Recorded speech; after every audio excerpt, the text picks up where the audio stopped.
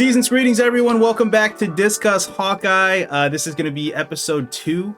Jace, can you let us know what Hawkeye's episode 2 is titled, directed by, and written by? As a matter of fact, I can. And we're looking at episode 2 called Hide and Seek. This one is directed by Reese Thomas and is written by Elisa Clement. Fantastic, guys. As always on the podcast, what we're going to do is go into our overall thoughts on the episode, kind of our general, did we like it? How does it rank with episode 1? That kind of thing. And then we're going to dial down into a recap.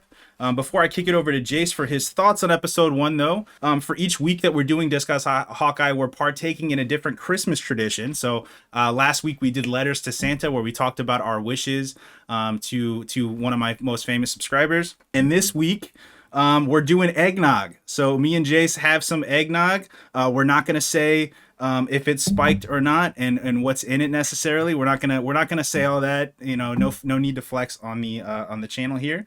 But I figure we're gonna be drinking eggnog while we're talking about the episode. And if any of us, if one of the other person's talking and they say Christmas, I guess just put a finger up or something and we'll know we need to drink, because I don't know how this is gonna work, guys. This is a trial run, but if any of us say Christmas, we're gonna have to drink. If we miss each other saying Christmas, flame us in the comments. Let us know how angry you are down below. And while we have to drink like 5 times now because of that? I did say Christmas, so let's go ahead and just get a little quick sip in. So yeah, we're going to go ahead and jump into our overall thoughts on the episode. So again, this one was called Hide and Seek here. Jace, what did you think of episode 2 and kind of general thoughts, and how do you think it relates with episode 1? Did you have a favorite? Where would you kind of rank this one as well? I do think that they are pretty similarly ranked. Like, I feel like it made sense that they both came out at the same time. And it's because I think really it's that 2012 scene in the beginning of the first episode that kind of makes me like put them on a similar level. Because otherwise episode 1 was relatively easygoing. There was definitely some action that was in there, and it definitely started to build some foundation of what was going on, but only so much. And I do appreciate that episode 2 picked up right where it left off, like literally the moment that episode 1 ended. And I think maybe if anything, I might hold it in a slightly higher regard, strictly because it's the first time we get a chance to really see, Clint and Kate together and how their relationship banter back and forth, what it's like. So maybe a little bit episode 2 a little bit higher up. I totally agree with your point that they do feel like the same episode kind of split in half. Like you said, it is good that they kind of release those on the same day, because they feel very similar, both in tone. They're both very grounded. And like you said, it picks up exactly where it left off. And I think that's going to be a theme. I think we talked about this in the last podcast for episode 1, but I said it feels like things are going to run in real time. So I don't think we're going to get a lot of like time skips between episodes. I have a feeling that it's going to be a lot of like, it ends here, it picks up here in the next episode immediately. And it's going to be that kind of show. I definitely, like you said, I would probably give this the tip of the hat of the 2 for the reasons that you stated. I think her and Clint, and seeing their relationship and kind of their dynamic build, and seeing Clint a little more of like the surly dad type that we'll get into once the episode starts as well. That whole dynamic was great. Haley Steinfeld had a little more character stuff, and it wasn't as much setting up her character in this one. She was able to kind of engage a little more in this one, that I found a little more interesting. So I'd probably give this the edge of the 2, but they are extremely similar. It's hard to pick one over the other because they feel kind of tonally about the same here. But we're not going to waste too much time, guys. We're going to go ahead and jump into the scene by scene recap of Hawkeye episode 2, Hide and Seek. Let's go ahead and hit into that here. I will say the first thing I noticed about the episode that I liked was the intro sequence is pretty much gone, right? So, and I'm going to go on a little tangent here. As far as like intro sequences for shows go, I kind of like this version better, where it's like the first pilot episode, show us the full intro sequence. If it's 2 minutes or whatever it is, the full beautiful title sequence and all that kind of stuff that gets you in the headspace for the show. And then if I like the show, in the next episode, give us a little like flash of the logo, and then let's get into the story, right? Let's not waste some minutes of the show time and minutes of story time that you could be using doing other things on the same intro sequence over and over again, that most people, when they're watching on Netflix later, just hit the skip intro button, right? I think a lot of people do that. As you said, it picks up right where we left off. So Clint is in the alley. He's just unmasked Kate and found out that she is in fact a young girl, a kid. He says, and we get their introduction. She says she's Kate Bishop, and he's pretty much says we have to get out of here. Like there's a lot of awful people that are trying to murder you. So we need a place to go. And she says she has her place nearby. Did you have any thoughts on that? Do you echo any of my sentiments about the intro at all? Like, what were your thoughts about this scene? Yeah, I definitely can agree. I appreciate the intros from like back in the day. Like there's a nostalgic feel because like it's a 90s cartoon type thing that I'm cool with it having an intro, and every single time it has the intro. Like the only intro that I won't skip is like the X-Men cartoon from the 90s, that animated series. It's like way too good to skip. But yeah, otherwise with now, it doesn't really seem, I guess, as fitting for quite a lot of stuff. It's kind of like, hey, look, you have to take really the most utilization that you can out of this time that you have for this episode. And even if it is just literally like a minute and 15 seconds, a minute and a half, you could easily be putting that towards something else. We know what we're watching. You throw the title card up just to confirm it. Cool. Let's move on with what we're watching here. So we go from that scene to Kate is taking Clint back to her apartment to get her essentially get her out of the streets because she is in some dire straits. A lot of these people think that she's Ronin. So he's hoping that no one can tie her Ronin outfit to her identity at this point. And he's saying, okay, maybe I can just take the suit from her and then take these guys away and get them off her back. There's really funny interactions with her walking with Clint to her apartment and kind of bantering. She's kind of fangirling pretty hard in the scenes because Hawkeye is in her apartment, and he's her favorite Avenger, obviously, because we saw the origin story of that. And this is kind of where we see more of her kind of Batcave vibe of the apartment, where she's got her targets and all that kind of stuff set up and arrows everywhere, and it definitely kind of gives off that aesthetic there. And he's essentially asking her, did anybody see you put the suit on? Did you do anything that could tie you back to this? And she's like, no, I just kind of took the dog back here. And then that's when he goes, oh, so they saw you come back here. They see your name on the buzzer, very New York, those New York buzzers. And they tie her to Kate Bishop. And that's when we get the big Molotov cocktail through the window to start the scene there. This was kind of setting up the relationship dynamic between Clint and Kate initially, and kind of this was their kind of character introduction for both of them together. Did anything jump out at you about kind of how they interact with each other, and what did you think of the performances? Anything that kind of pops out to you about the scene? For probably the biggest thing that stood out to me is a continuation of just like the solid logic that's being brought into play. Mm-hmm. You know, it's not really just kind of like, and they just bombarded her apartment for no reason whatsoever, right? It's really brought down to, okay, let's deduce why is someone coming after you? How would they possibly know? I think that's very that's what I would expect Hawkeye to do and think and act like, you know, in that type of situation. And then it does kind of make it where it's very ironic, but it fits though, as far as the perfect timing of right when they come across the detail of, I just dropped off the dog. Boom. That's when everything starts. But nonetheless, like I said, it added up though. That's what I appreciate, is just it all added up well. Yeah, that's a great point. It does the logic of it all makes sense. It's not exposition heavy, but it's just enough where you feel like, oh, this all makes sense. This all feels grounded. And I think grounded is a word that we're going to kind of revisit over and over throughout this series, because that's what it feels like to me. Is for a Marvel show, it all feels very grounded, realistic. The logical stuff feels concrete and tight. And yeah, I think that I thought the same thing about the scene here. It goes to, like I said, they throw Molotov cocktails through there. She kind of flexes her arrow shooting abilities in front of Clint there, so he kind of knows maybe she has a little bit of skill set. And the key detail, I think, is her apartment gets set on fire, obviously, by the Tracksuit Mafia, and they're very funny. I do kind of like their inclusion in the show and their kind of comedic timing and stuff from that too. I think the comedy works from them. They set the apartment on fire and they leave the suit there because he's like, just get the dog and get out of there. So it's like, cool, Clint. Clint's like, the dog's the priority. Get the dog and get out of there. So again, my heart stops for Lucky, but Lucky gets out unscathed.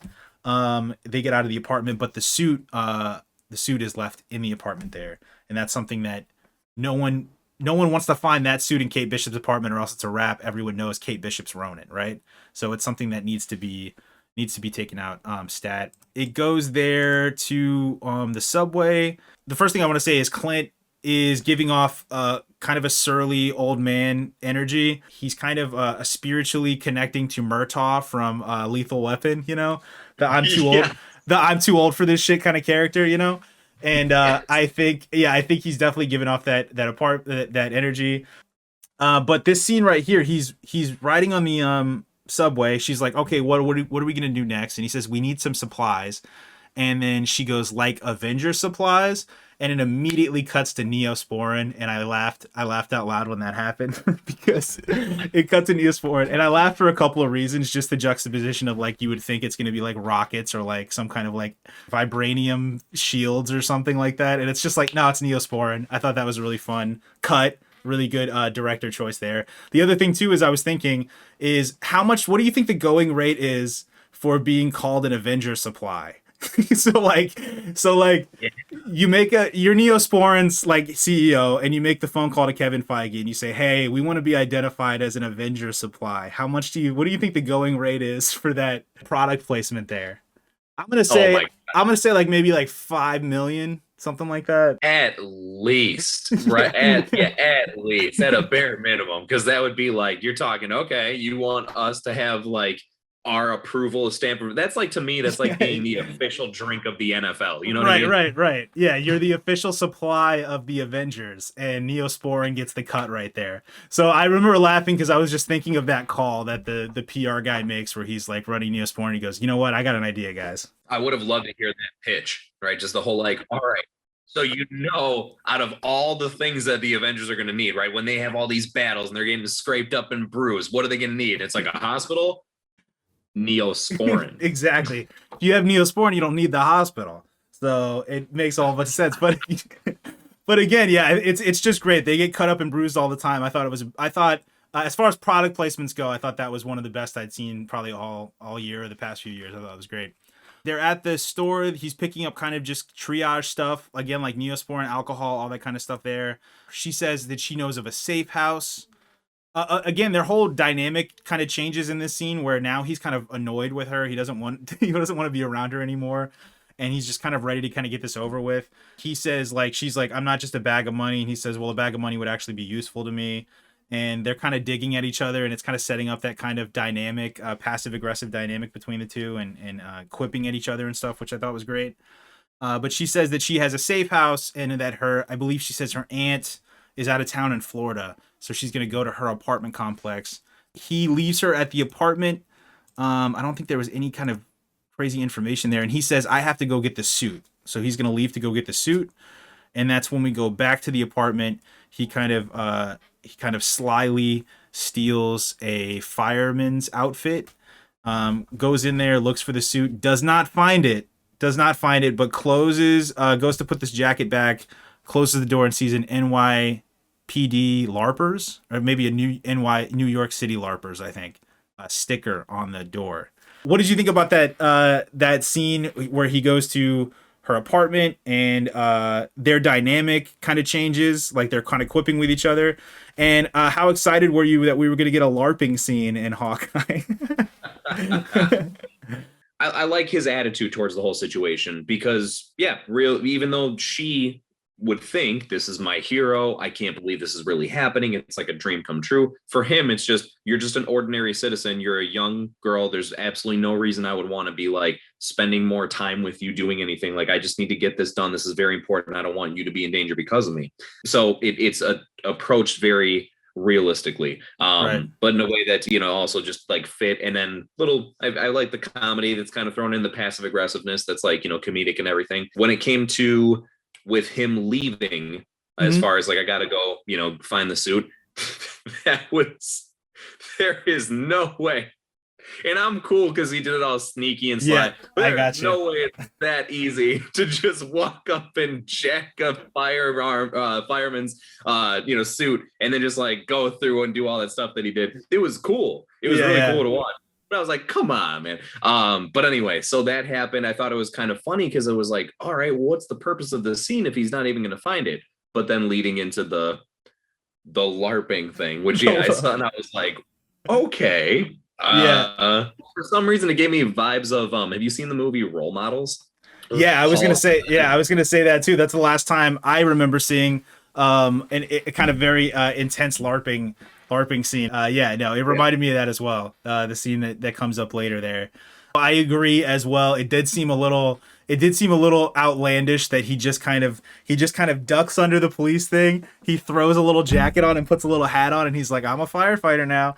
And it seems like, oh, no one sees this. And also, the other thing that the show does is, and I get why, because you kind of wouldn't have a show if they did it otherwise. But he's Clint Barton. He's Hawkeye. He's a very, very recognizable face.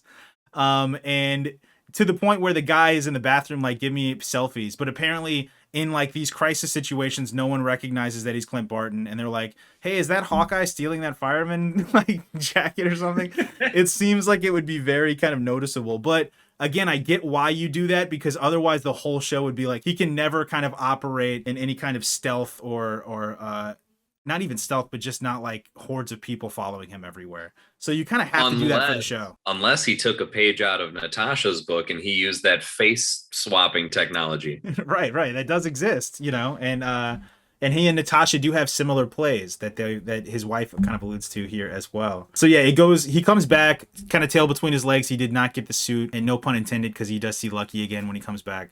But he comes back. Kate is kind of nursing her wounds, and he kind of helps her learn how to do her triage here. So this is kind of the first instance where we see Hawkeye kind of doing a fatherly tutoring role for Kate, showing her how to properly put a band-aid on, which is something you'd think she'd probably know, doing the things that she does. Gymnastics, martial arts, all that kind of stuff, fencing, everything. She's probably had some cuts before. So now he's kind of realizing that, okay, I have a feeling that my suit is at this LARPing place. Somebody stole it and they're going to want to put it on to like cosplay, essentially. And this kind of gets into a point I wanted to expand on too, which I really like that Marvel does, is they write in their fan base into the show, because obviously cosplay is such a huge part of MCU culture, right? And I think it's cool that he's able to kind of pay respect to that by having that be a part of the show that they're doing now. Phase 4 definitely feels, after everything that happened with Avengers, Phase 4 feels like a victory lap of sorts. And it's cool that they're finding these really interesting ways to kind of give fan service in cool ways, where they're like, oh, our fans love cosplay and all this kind of stuff, and let's kind of incorporate that into the show if we can. I do like that Marvel does that. They very much weave in what's really popular in their fan base into the story, so that you feel more invested in it as a fan. He gets a tender moment with Lucky the pizza dog, where he seems to be kind of bonding with the dog and liking it a little more, which is always great. And then he finds the guy. So he goes onto this New York City LARPers Facebook group or something, some kind of like social media network. And he sees that there is a dude that is like, yo, you guys talk crap about me for never having a cool suit. He's like, well, I got a cool suit now, and he's wearing the Ronin suit. Did you have any thoughts, or what did you think about like I was saying, with Marvel kind of feeding into their fan base and kind of incorporating those things in the show? Do you notice that at all as well? Actually, yeah. And I think they also do a good job of doing it without really trying to like make a statement about it. They just do it, right? They sneak it in there, which actually I feel like is more respectful, instead of kind of like a, look at what we do, aren't we great? Right. So yeah, I thought that was definitely really nice to incorporate in there. It was, I like the whole investigation skills, right? Going into deducing where it's going to be and everything, and narrowing down the location and stuff like that. And then I'm definitely excited to talk about the part that follows when he actually gets there. I will say it is a little convenient that like he doesn't see the suit. He goes and closes the door, and he happens to see a sticker there that just happens to be where the actual suit turned up, out of all those things. But yeah, no, I'm okay. It was a kind of a throwaway thing. And like I said, I was more not thinking, oh, that's convenient that he found that. I was more thinking like, there's going to be a LARPing scene. I was just like, oh, this is going to be crazy. I remember that's what I was thinking. I wasn't thinking about the logic of him actually finding the sticker. I was more just like, oh my God, Clint Barton's going to be at a LARPing scene, which is going to be really fun. He's getting his kids out of there. He's probably concerned now because there's obviously some heat that's happening in New York with Ronan resurfacing and a lot of stuff coming up. So he's getting his kids and going to send his kids back home. The son is the oldest, but he seems to have more kind of penchant for giving responsibility to the girl. He seems to be a little more connected to his daughter, as far as somebody he would maybe confide in with more adult kind of situations and stuff. She seems a little more mature, I guess is the word I'm trying to think of. It does kind of establish that she seems a little worried about him, and he's like, it's fine. I'll definitely be home for Christmas. And that's when they say the "I'll be home for Christmas" line. And it kind of sets up the stakes of the show as far as her saying like, don't bail, you better be there. Oh crap. All the Christmases that I'm saying here. Yeah, you said the magic word a couple times. I said the magic word. I'm going to have to drink a couple, actually, because I've probably said it a lot. They show the news that Armand Duquesne was found dead in his home last night, and now they say it looks like a masked assailant matching the description of Ronan was found leaving the scene there, as well as the robbery. So now it seems like she's making more appearances on the news. The heat is kind of picking up on her. And she seems a little worried now. She's watching the news and going like, I have no idea. Like, apparently they think Ronan killed that guy now because of me. But I love how the number one clip that seems to be shown of Ronan is it's saving the dog. Yeah. Like, yeah, Ronan saved the dog. Yeah, on you the can't. News and everything. That's all they're playing is. You can't hate the guy. You're like, he saved the dog. Yeah. Like, okay, like he's coming back and he's saving dogs. Like, I'm in. Right. She is very stubborn. She does not want to stay put. She wants to leave the apartment with Clint. So he's like, all right, well, if she's just going to dip when I leave, I'm just going to take her with me to make sure she's safe. So he's going to walk her to work. Again, it's setting up his kind of reluctant mentor status that I think is going to blossom throughout the season here. Quick notes that I made in the scene too is I love how New York everything is. It's all very, very New York. They're showing all these all the cityscapes with the Christmas lights and the snow and all that kind of stuff, and showing the city in a very familiar way, I guess, from what we've seen in like these 80s and 90s movies of the time. It seems like they're visually homaging that style a lot. Did you have any points about that scene, or we want to hit into the next one here? Did you have anything that kind of jumped out about him leaving the apartment and her going to her mother's work at Bishop Security, which we'll get into here? Well, I guess actually just the whole like to touch back on when you were saying about him deciding to take her along with. I actually just thought that was such a cool approach, as far as I love how he didn't even try to put up a fight. It's almost like you could tell he's a dad and he's fought with kids before, because just like, you're just not going to listen to me, are you? All right, then. Okay. Just like, make sure you get your stuff. And I feel like it almost echoed a little bit of when in Age of Ultron, when he gave the little pep talk to Wanda. Mm-hmm. When he's like, look, if you go out there, you're an Avenger now. Like I pick up vibes of that. Like that's almost going to come into play, with this, as far as like showing that he's kind of, without realizing that he wants to be, or not that he wants to be, like an unintentional mentor. Probably yeah, like he's not trying to be. It's just it comes naturally to him. He's just naturally a mentor, and it kind of shows up in these situations. Yeah, I think that's a great point there. We also the one thing we missed in this scene is they kind of detail more about his hearing in this scene here, where he tells her, you have to stand on my right side. I have a hearing aid. And he goes into that, and I love the explanation, which is just like, it just quick cuts to just him going through crap as an Avenger and just these explosions happening. I did like how kind of quickly they explain it with those quick cuts of just the events, and then you're like, because it just makes sense. Once you see it, you're like, oh yeah, well duh. Of course, I don't know how he's not deaf, honestly. Like hearing aid seems like he's doing pretty well. And like you said, I think you said in episode 1, this is obviously Jeremy Renner and Clint Barton's swan song with the Avengers. So having this ailment be something that would potentially hinder him going forward makes it more feasible that this would be kind of a stopping point for him, where he goes like, I don't know if I can keep doing this here, because not having a sense of hearing would be something that would really stop you from doing that. So I think the writers kind of present that as a way to kind of ease him into retirement, potentially, is say something like, this is happening. Maybe you need to dial it back. Maybe you can't do these things that you can do before. It's almost like how with Hulk with his arm, right. You got a irreversibly damaged arm now. So I guess we have to bring She-Hulk in. Yeah. You add these things in to kind of make it more of a seamless transition, if you will, I guess. A couple notes here. She goes to Bishop Security, which is the name of her mother's I guess firm that she owns or something, because she says she's the boss, so I guess she owns this Bishop Security. Again, we don't know much about this security firm.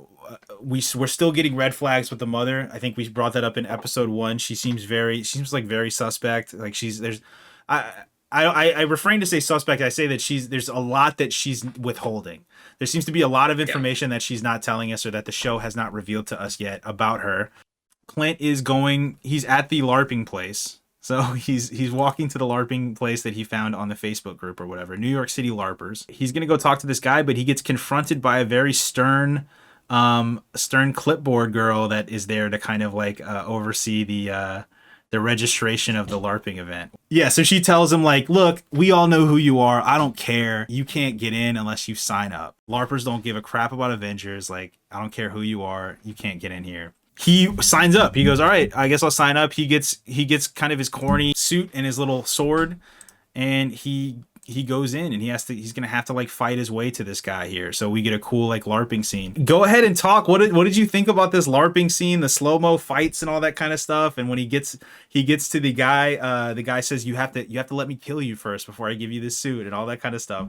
What do you think about seeing Jeremy Renner kind of partake in that? I thought the whole thing put a smile on my face. It was definitely making me chuckle throughout. One part real quick before, as far as the scene itself, that I was kind of disappointed in was they never really revealed as far as his scroll that he got of like his character, where they're like, that's your life. And it's like, I would have loved to know what his character was. Right. Not because I myself really know the in-depths of like what goes into LARPing, but I thought it would have just been funny, like how hilarious or ironic would it have been. Maybe it'd been like too on the nose, but if he would have unveiled it and just been like, oh, I'm an archer. Yeah. But anyway, as he goes on through, definitely thought it was like really funny. I like how he kind of like goes back and forth between this I don't really care, I'm being bothered by being here attitude, and like, brushing people aside. But then every now and again, he like has this little bit of a flair, and you could tell it's like he's, dare I say, maybe on the verge of having a good time. Mm-hmm. So I thought that was kind of nice too. And it wasn't overdone. It wasn't all of a sudden like he just like gets really into it and was stupid.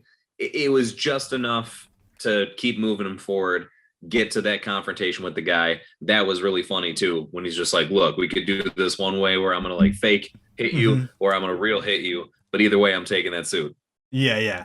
I loved that. The scene where he kind of confronts him, I laughed. Just the writing I thought was really good. The dialogue between the two. It's aside from a couple scenes with him and Kate where the dialogue felt a little unnatural, the writing and the dialogue so far in the show has been really strong. I think like it seems really natural. It doesn't feel too on the nose, like you said. It feels very character based.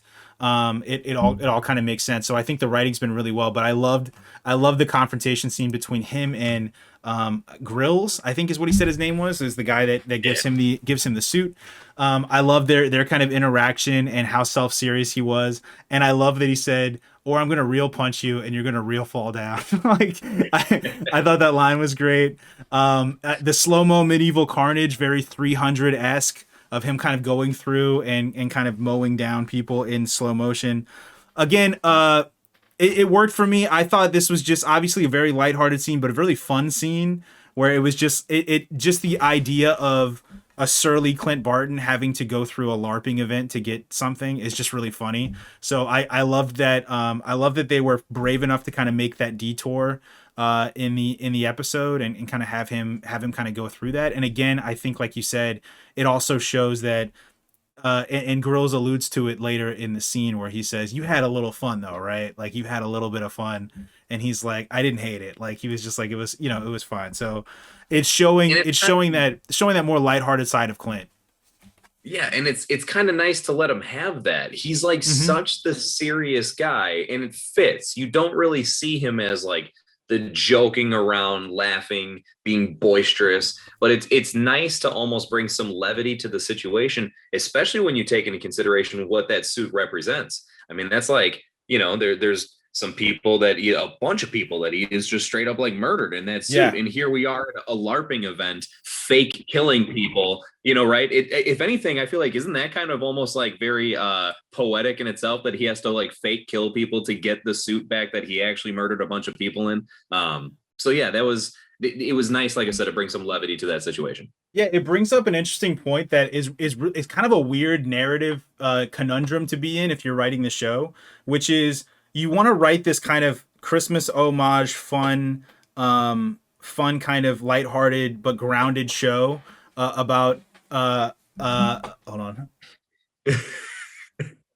Lighthearted show about Clint Barton and about Hawkeye and like I said, a Christmas homage. But at the same time, how much do you address the fact that he really did just kind of kill all these people as Ronin? When your family disappeared, you went to this really dark place and did some really terrible things to a lot of people, enacting vigilante justice. And I don't know if that's going to happen later in the season where we maybe get some nods to that. But it seems like the show's kind of avoiding that. And I get why, because tonally it would kind of shift the show a little bit.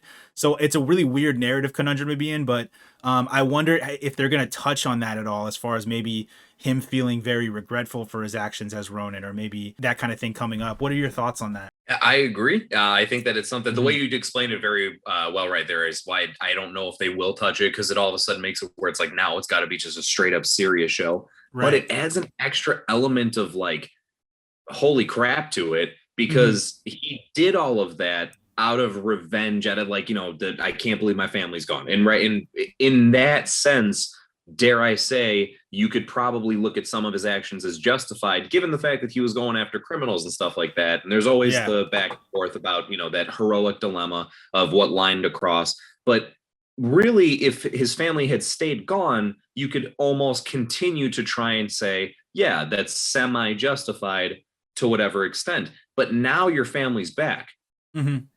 So now it's really like, we get why you did it when you did it. And of course, you didn't know your family was going to come back. Nonetheless, though, they're back. And those people that you killed out of spite because of them being gone at that time, they're not back, obviously. Right. So, yeah, I would imagine that's got to be something that he's got to tackle eventually, whether it's within this show. I think this would be the best time for them to do it. I don't really see them doing a season 2. Yeah. So it's a real surgical way that they would have to do that, though, for them to be able to address that in some capacity, but still maintain the levity and kind of Christmas aesthetic that the show is kind of going for, at least through these 2 episodes. That's a really hard thing to balance out and get right.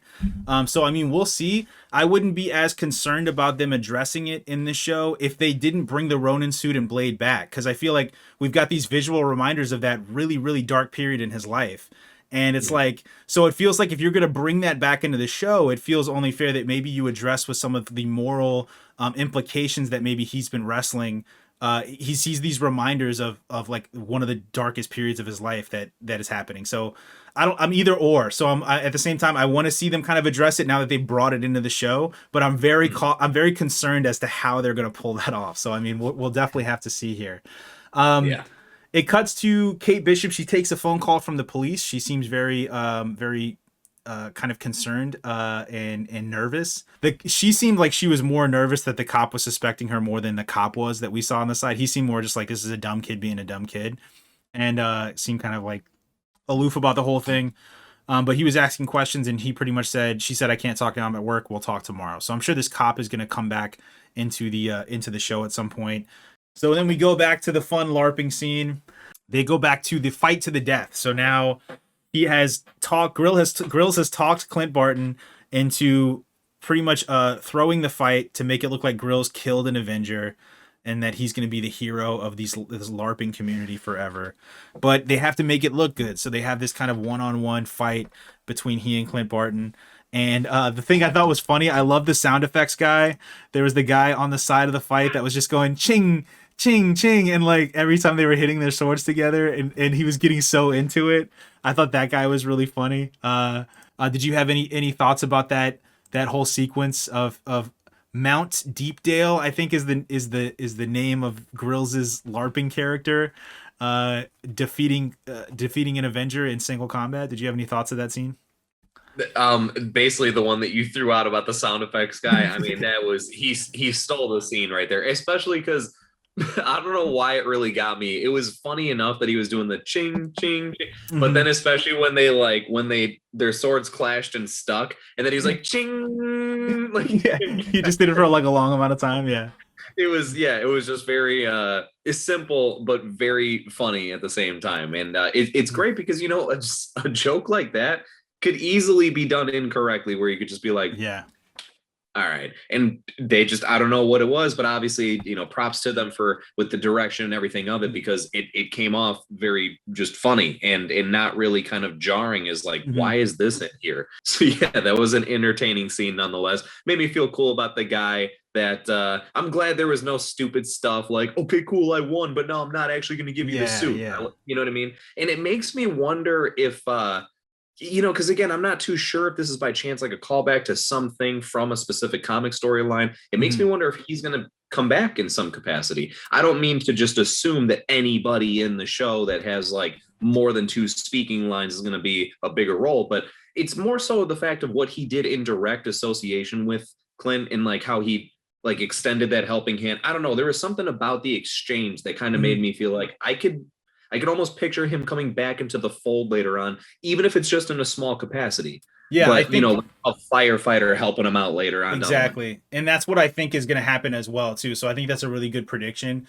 because I do think he's going to kind of make his presence known later in the season. You said, like, I don't assume that anyone that has more of a speaking role in a Marvel show, like, comes back at some point, but generally they do. If they're given a name and, like, something, they have, like, a couple of lines, they generally do come back in some capacity in the show. So he does introduce himself as Grills and meets Clint Barton, and he is a firefighter, so he would be a first responder in some kind of situation. So it makes a lot of sense that at some point he's going to kind of bail Clint out of something, or maybe help Clint out of a tough situation or something along those lines. So yeah, I think that's a really safe assumption that that's going to happen here. It goes to a scene where now he's left, he's got the suit, he's talking to his wife. His kids are making gingerbread houses. I don't know if there's a cool way for us to do gingerbread houses. I don't think there is. It would be really tough for us to put those together while we're doing the podcast. So I don't know. Maybe Hawkeye season 2 we'll do gingerbread houses, guys. He's talking to Laura, his wife. The thing that I loved about this scene is I love how transparent they are as a couple. Like, she knows everything. She knows he's looking for the Ronin suit. She knows the tracksuit mafia is after them. She like, there's none of that, like, I'm talking to my wife, I'm gonna hide as much as possible from her and try to protect her. It's like him and Laura have been through so much together that she knows everything that's going on, and I like that their relationship is that transparent, that supportive, and the show kind of highlights that by having him just tell her, like, yeah, I've got the suit now, I'm gonna do a catch and release, and she makes a point to say that sounds like Natasha's move. And that seems to kind of hit a tender spot with Clint. What did you think about the way that they set up his relationship with his wife and the way they kind of portrayed that? I like I said, I really like the transparency there. Yeah, and it really makes total sense. It would be very odd if that wasn't how it was set up, because when we were first introduced to her, and the fact that Clint has a family at all, it was done in a way where it's like, okay, clearly if she doesn't know what's going on, then she's just like, for lack of better words, just like a straight idiot. You know what I mean? Like, how could you not know what he's doing or what he's up to? So I love that they've kept that consistency. And I do think that it's like a very cool standout thing to highlight of just like, yup, there's not even any beating around the bush. She instantaneously knows some stuff right away as far as what he's referring to. I almost like that. Obviously, it's not as transparent, but he kind of sort of has that with the daughter as well. I mean, I'm not saying, again, that they like tell each other everything to that same degree, but, she notices like from before, like, hey, you have a cut on your head. Like, do we need to be worried? What's going on? Almost like they're also kind of in the know a little bit, just maybe not as much. So, yeah, I think that's like a really cool approach and very much fits it. He doesn't seem like the type of hero, since he's not going around with a mask anyway, that it's just like, I got to be worried about concealing all this stuff. I mean, obviously doesn't tell the world he has a family, but you might. Right.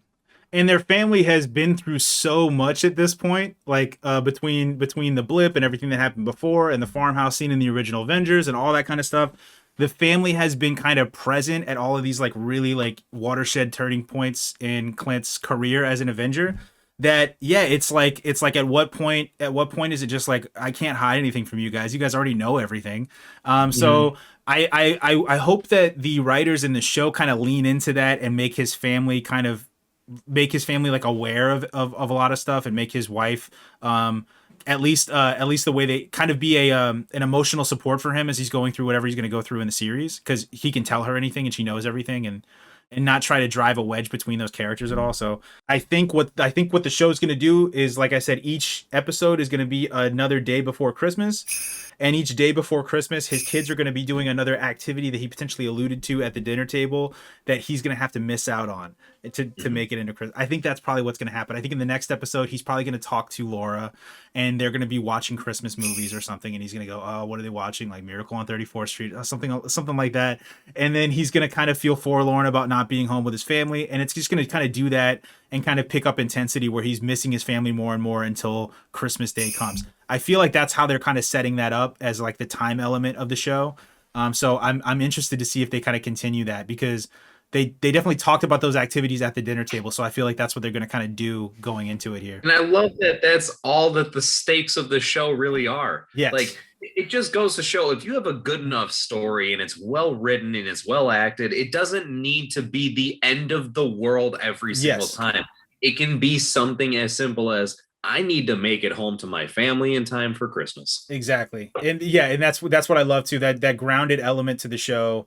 The lower stakes, the smaller scope. I love that stuff. I feel much more related to the characters in those instances. The things don't have to be, I'm correcting the overall timeline of everything, or I'm gonna save this all of the universes combined together. One of my favorite kind of comic book movies is Logan, and it's just about a guy with a girl trying to get her to a place, and like his whole motivation is, I just want to take Xavier to the sunsetter on the boat. That's all I want. And like when they have those kind of pure motivations and those very kind of small things that they want, and those simple things that they really want, it makes it so much more heartbreaking when they're not getting those things potentially, as opposed to when you say, I want to save the universe from something. So I totally agree with you. That's one of the highlights of the show, honestly, is how kind of focused the scope is and focused the stakes are. For and that's coming from someone who loves the multiverse, by the way. Like I'm huge on that stuff. So it's saying something that even with liking that so much, still it's the problem is not when everything is like that. Yes. I'm fine when the Avengers have to save the world. It's annoying though when you just saw 5 movies prior to that about other people individually saving the world as well. Yeah, again too, I'm not there's definitely movies where that's an amazing thing. Like if it's a huge spectacle and the stakes are really big, and that's kind of what you go to theaters to see, like IMAX theaters to see and stuff like that. When you have shows like this, it makes those things more impactful, because you realize that there are families that exist in that universe that they're trying to save. You know what I mean? So it's not just like nameless, faceless people that they're saving now, because we've seen potentially Hawkeye. We know that there's a Barton family in this universe that you want to save too. So these things kind of feed into each other, where the stakes make a lot more sense on the grand scale when you can dial into a kind of more narrow focused perspective and see it from the ground floor, essentially. We go back to the kind of contentious dinner between Kate and Jack and her mom, where she's kind of testing Jack, and she challenges him to a duel fencing. The sound effects, if I had a little criticism for the show, the sound effects were a little on the nose. Like I remember they were like, when he was whopping around, it was like and it was doing all that kind of stuff, and I remember thinking like it's a little dramatic for the scene right now, and it kind of took me out of it a little bit. But she has that fight scene. He seems to be holding back, and she can sense it. So it seems like he's a lot more skilled than he's maybe letting on, and she can definitely feel that. And she goes to make a strike at his face, and he parries and knocks her sword free, thus revealing that he is lying. Again, another notch. You said we were playing horse with the mother as far as her being suspicious. I feel like this is the CIO aspect of that right now, because she finds out that he was lying and he's way more skilled fencing, and she's just kind of like, Kate, you're being dumb, or whatever. Like, she doesn't seem like anything is affecting her. She seems to know so much more than she's letting on here. So I'm really jonesing at this point to see, like, in the next episodes, like, what her deal is. I feel like Kate's raising rather, like, valid suspicions of him, and she's just kind of tossing them away. Like, don't worry about it. It's fine. What do you think of the scene, both the dinner scene where they're kind of being very passive aggressive with each other and kind of challenging each other, as well as the fight scene with the fencing and stuff? I do think it was a really good scene to showcase Kate's character. You obviously see different aspects of her. You see the way that she is with Clint, but that makes sense that there's like the fangirling side and the student side, if you will. This is more so showcasing like her individuality and how she actually maybe more so really is, dare I say. Mhm. And I kind of just like how she approaches things. I like that she doesn't really have, how do I put it? She has a filter, but not too much of one. You know what I mean? Like Yes. she's not terribly outlandish. It's not like she's going to say some stuff where it's like, oh my gosh, shut up. But she's not afraid to speak her mind at the same time. And I thought that was really cool that she just like challenged him to that fencing match, right? And thought that was really interesting that he was just like instantaneously upward of like, yeah, for sure, let's go. And then as far as the whole execution of that, yeah, it did seem almost like he was just trying to play into the perfect stepfather role because, you know, she's like, oh, are you trying? He's like, oh, I am trying. You're just really good. I read a book. He says he read a stepfather book. Yeah. Read a book. Oh my God. I laughed. Yeah, I definitely laughed at that part. But I like how she called him out on the shit every time. And then up until that point of, yeah, where she like kind of went to go basically stab him in the face, knowing he wasn't going to let her. But yeah, just kind of like proving that point of like, all right, come on. Like what? Especially why, when you really think about it, I guess the reason why it's so suspicious is what's the purpose of doing that? Why not go ahead and showcase how good you are at fencing? Is that somehow going to reveal something about you that I shouldn't know? And if you can't even really be truthful and straightforward about something as simplistic as I'm actually a good fencer or good at fencing, you know what I mean? Then like, what else are you not saying, I guess, exactly, is what we can take away from that. And also, I definitely kind of amplify the statements about the mom, how she's just like, I don't care about anything. Yeah, she seems so disinterested by any kind of like red flags that they may be bringing up. She just seems like she's fine. He says a really cool line in the scene where they're at the dinner table, or that I thought was a really good kind of metaphor line for their relationship. He says something about how he made risotto for dinner, and he says the key to a good risotto is to agitate it. And it seems like I thought that was a really good barb that they were throwing. I put passive aggressive level 1000 is him just going like, the key to a good risotto is to agitate it. And they're both very much agitating each other and testing each other in the scene. So I thought that was a really well written line there. I'll compliment the guy's acting in that part. I mean, for what it's worth, I feel like it stood out. He's, you know, a lot of times I think people don't get enough credit when they're a character that you don't like. And it's like, well, the reason why you don't like them is because they're acting out the role well. And it's actually something that I noticed with him. He's like such a douchebag, right? Like by the time you're done watching him, you're just like, oh my gosh, like he kind of makes me cringe a little bit because like I just want to punch him in the face. But it's because he's really acting it out pretty well. There's something where he's like got that typical suave, like I'm straight out of a Dos Equis commercials or something. But you know, but at the same time, just like a little too perfect where it's like, all right, man, tone it down a notch or two. So well acted. I don't know if you feel this way in shows too, where it feels like it's leading you in a direction that's a little too obvious, and you're like, I don't think that's the case. It really feels like it's leaning into the fact to like him being a bad guy, right? It seems like she's very suspicious of him. The Armand character, his uncle was killed with a knife or whatever, and we saw him put Ronin's sword into his pocket and all that kind of stuff. He's better at fencing than he's letting on. He's been very passive aggressive and weird throughout the entire series. It feels very much like it's leading you in that direction, and that's when I start to like suspect it. I'm like, I think this is a red herring. I don't think he's it, right? And then we had these suspicions about the mom as well, but that very much feels like that's the case for me, and I'll probably go into a little more in that in predictions. But they also bring up a character dynamic between her and her mother in this scene that I'll hit on real quick. Her mother has very much been planning her life. So they kind of make that known in this scene here where the mother has kind of, I guess, put her in these martial arts, aero, gymnastics stuff. She has a plan for her to work at Bishop Security when she graduates from college. And it doesn't seem like Kate's maybe that excited about that, but she's saying, look, stick with it and do this, and I promise you'll be happy. So they're setting up a dynamic of maybe an overbearing mother that's trying to control the life of her kid. So it seems like that's setting up some kind of personal conflict between her and Kate there as well. Hawkeye is doing his catch and release, so he's just kind of walking the streets going like, all right, what do they call it? The sweatsuit mafia, tracksuit mafia? He's like, all right, tracksuit mafia, come get me. Like, I'm out here. He wants to get caught so that he can talk to the head of the organization there. Kate is in the cab and she tries to call Clint. She doesn't get an answer, but she gets an answer from a nefarious Russian that says Clint can't answer the phone right now, which seems like an odd choice to pick up the phone and answer that way, but she definitely like if you're kidnap somebody to answer the phone and be like, I'm sorry, but Clint can't come to the phone right now. It seems very strange. But she uses her mom's like really kind of sus, kind of problematic security stuff where she can just track phones based on the phone number. So you throw in the phone number on this Bishop security thing, and you know where anyone is at any time. So it seems like she uses her mother's security software to track where Clint is.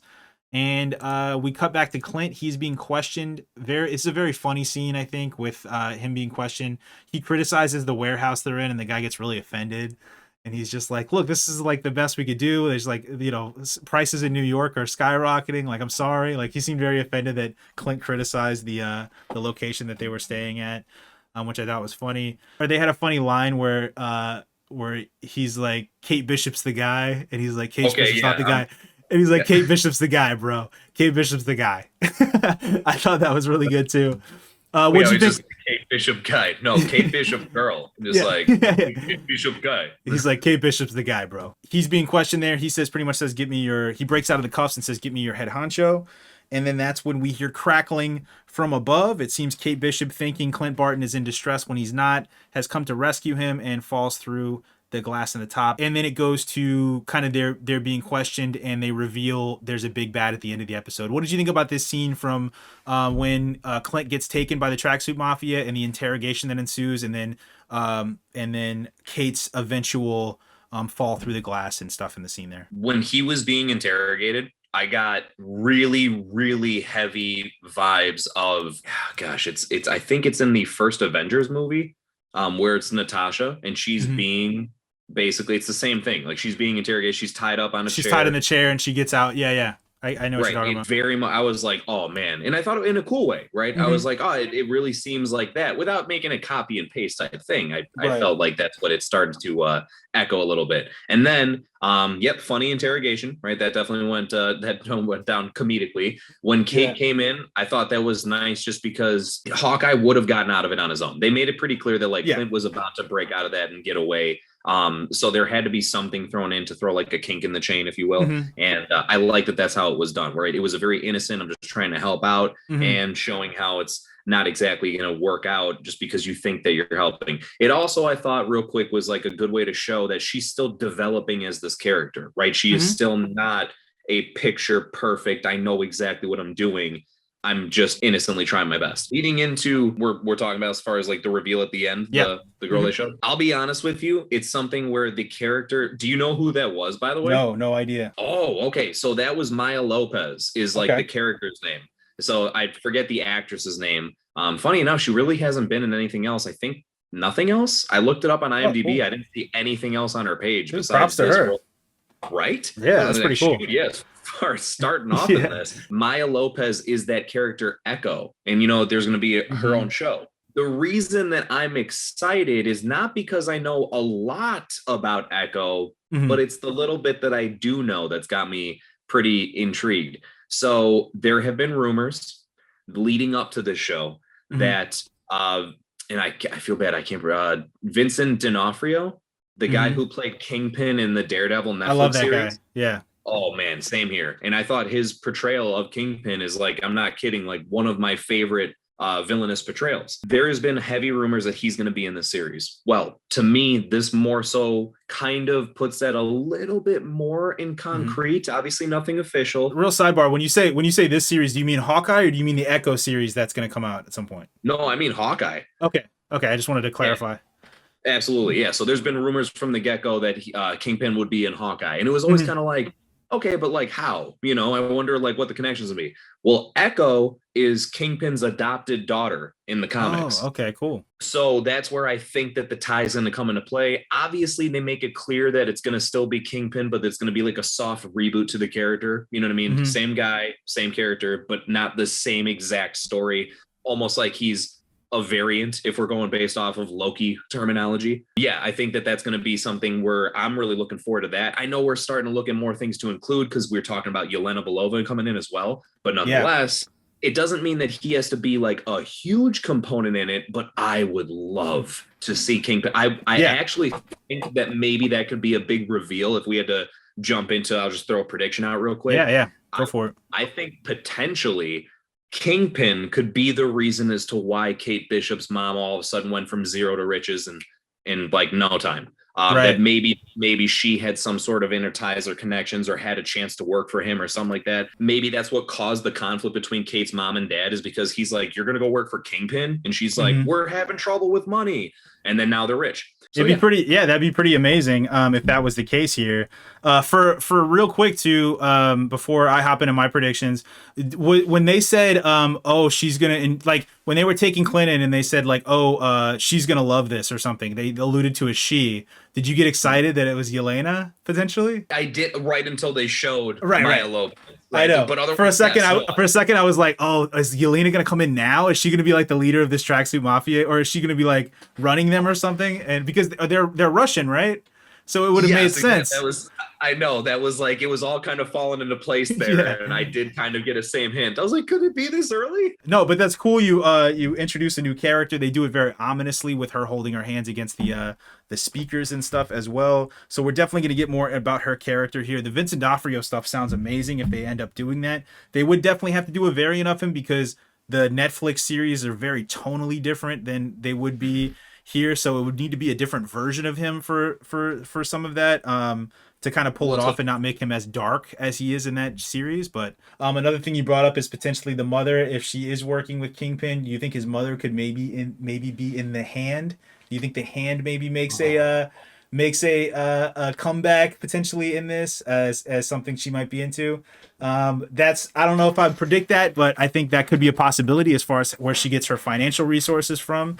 The mother character, I just kind of want to go into narratively where I think her character could go, because I do think she's going to be a villain in this episode. That's kind of my prediction. I do think she's going to be a villain in this. They kind of set it up early in the episode with what happened to the father. If we just kind of zoom out of that situation, her mother and father are fighting over financial resources and issues that they're going with. The Chitauri attack. The dad dies. The kid, she's separated for her kid. She probably thinks her kid had died at some point. It was a very traumatic probably experience for her going through that. The dad said his sole job was to protect Kate Bishop. That's what he said to her. That's kind of the one line that he said to her there. So if his sole job was to protect Kate Bishop and he dies, that obviously puts a whole lot of pressure on the mother to fulfill that role for Kate. Going forward as the protector and the provider in the family. Then Kate says that she needs to protect the family. She says, no, that's my job.